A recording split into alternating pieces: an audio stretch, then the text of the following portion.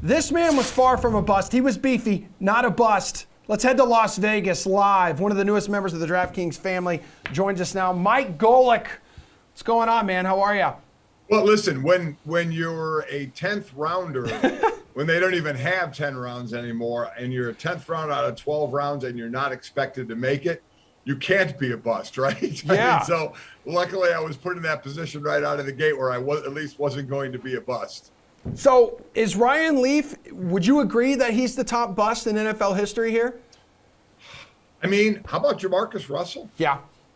Yeah, I think he's up there. I think Jamarcus Russell has got to be right up there. I mean, you always look at quarterbacks. I mean, you look at a guy like Tony Mandrich of how he came into the league, the offensive lineman, but he kind of redid his career and came back and had a decent career. I know with the Colts, so tough to put him in there. I know he gets talked about, but Ryan is certainly a good one. But I think Jamarcus Russell, because he, it was Ryan Leaf, Peyton Manning, Ryan Leaf, back and forth. Jamarcus Russell really vaulted up because of a great bowl game against my alma mater, Notre Dame.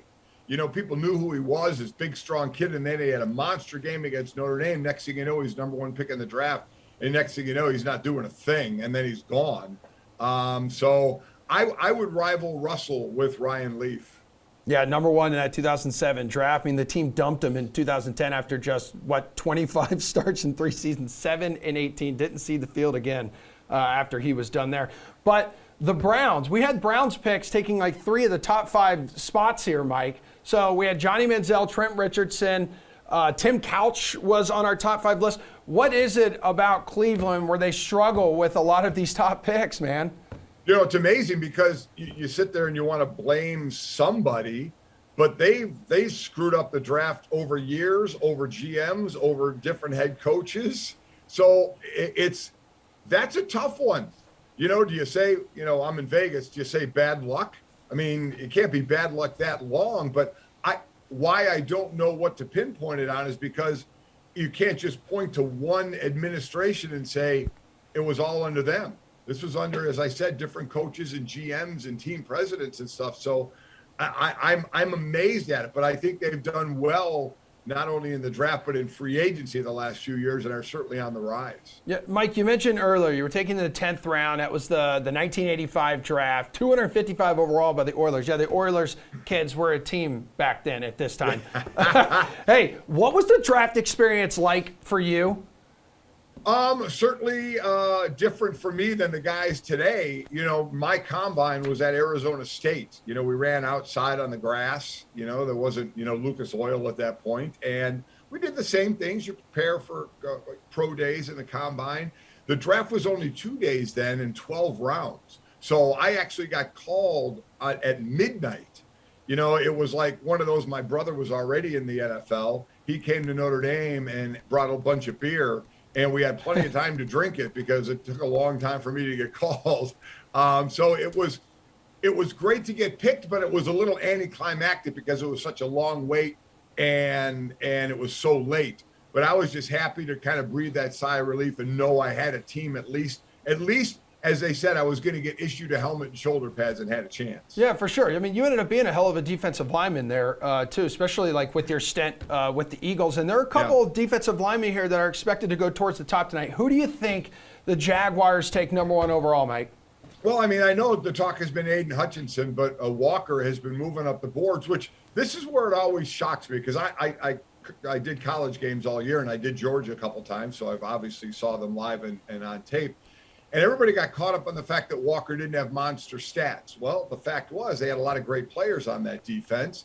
If you watched him, if football people watched him, you could tell how good he was and how versatile he could be at 275 playing outside, or the old New York Giant days of that NASCAR nickel where they put like all DNs and pass rushers, 4 of them on the field. He could kick down inside if you want him to do in that situation. So I always thought he was up high on that, but it always amazes me. You put on shorts and a T-shirt and wow somebody in numbers, and all of a sudden you move it up the draft boards. It blows my mind. It should be on football, and the football I saw to him, he deserves to be up near the top. I think they both pass rush well. They both play the run well, but Walker's a little more versatile. Like I said, he could slide down in some nickel situations, so won't shock me at all if he goes number one. I know he's the betting favorite now, which he really climbed the ladder Yeah. there. So I'd probably lean that way. Yeah, we mentioned earlier in the show, I think he started at one point, like he was plus 3,000 odds. Now he's the heavy favorite tonight, minus 450 on the DK Sportsbook. We got to talk about Kyle Hamilton, safety out of your alma mater with Notre Dame. Can you give us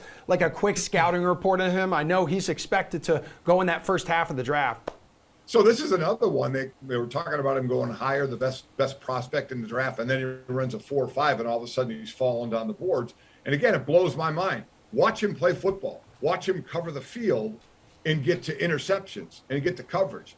He's 6'4", 220. He can play up high. He can play down in the box. He's versatile. That's what the safeties are today. You need to be versatile. You need to be a threat in the box to make plays, and obviously you need to be able to play the back end as well. And he can do both. Very, very mature, very football smart as well. So I again, another one I'm amazed. The straight ahead speed of a 4.5 isn't fast enough for some, so he starts to drop down the boards. I'll never understand that stuff. Yeah, it's it's also expected to be a pretty busy, pretty damn good draft for wide receivers as well. I think as much as 6 or 7 are being projected. I think you got to go back as far as 2004 to find a first round that had 7 wide receivers going it. So who do you think has the biggest need for a wide receiver among the teams that are selecting tonight? Well, I mean, you look at Green Bay hasn't taken a first rounder in a while, right? They stick to those second rounders. So a guy like Devontae Adams, who was a second rounder, turned out pretty well for him now with the Raiders. But I think they do. You look at Kansas City; they lost Tyreek Hill, so Kansas City probably does as well of what Tyreek did there. The Jets need a lot of things, but they could use a receiver as well. You wonder if something happens with Deebo Samuel that will affect where a wide receiver may go. That's the other thing you wait and see on draft day, our trades of players, which all of a sudden will shift the focus. But those are just a few teams who need wide receivers. But that's a deep class this year for sure. As many as you talked about, we could see go in the first round. Yeah, and so what do we have? We have guys like Wilson, London, Williams. I mean, like Burks. I mean, Olave. Like, is there one that you're more excited I like for? Williams. I like Williams. I know he tore the ACL in the title game, but man, what a route runner he is. Now, will he have to miss a little time? Will he be ready for camp? But will he have to go on the PUP list where he has to miss 6 weeks? Just still take that chance because it all depends on a team's grade. If you have him graded high above everybody else, then and you think he's going to be back and fine, you take that chance.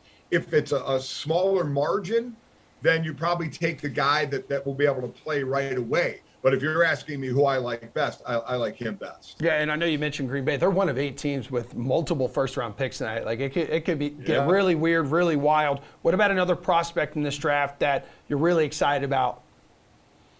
I love the kid Zion. It was Zion Johnson, I believe, from Boston College. Boy, it'd be awful if I got his name wrong. But I love his interior play, center and guard.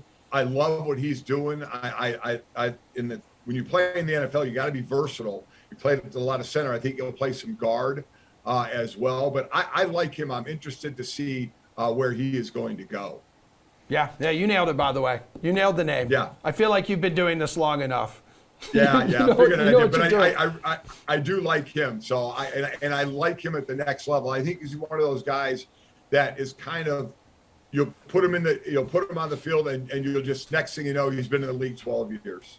Hey, before you take off too, I know you got this new podcast that's been like a hit. You guys have been pulling in some massive guests.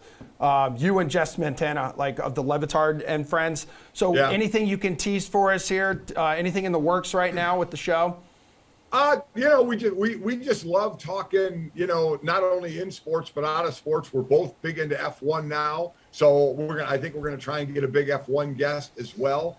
And then, I'll just randomly get guys out. Like last night, at dinner here, I ran into the guy. I was a 255th pick in my draft in '85. The number 1 pick that year was Bruce Smith.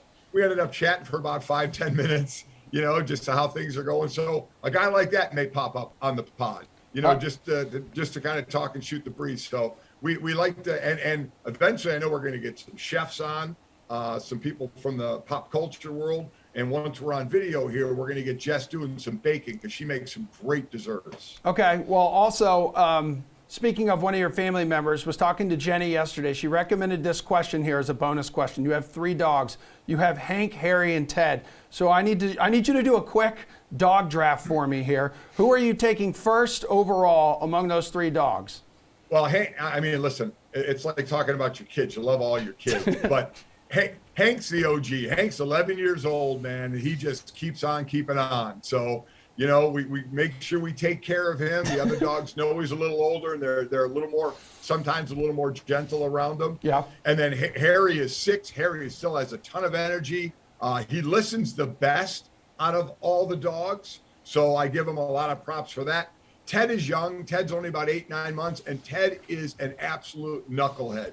Ted is a linebacker or a nose tackle. He'll just run his head into anything and then just look at you like, hi, can I lick your face now? I mean, so he's a piece of work.